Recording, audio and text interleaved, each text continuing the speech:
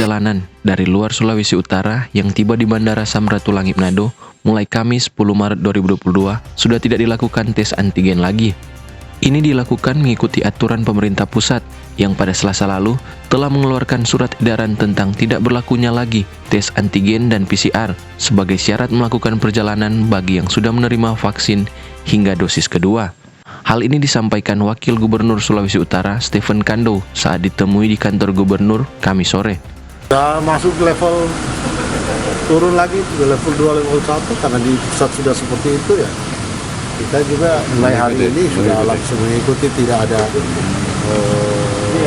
tes antigen buat siapa saja yang datang.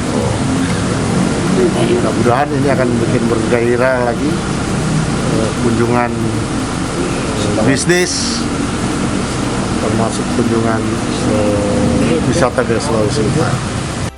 Sebelumnya, pada Rabu kemarin, Satgas COVID-19 Sulut masih memberlakukan tes cepat antigen bagi pelaku perjalanan yang tiba di Bandara Samratulangi karena berdasarkan surat edaran gubernur dan sudah berlangsung sejak Juli 2021 lalu. Paul Baule, Kawanua TV.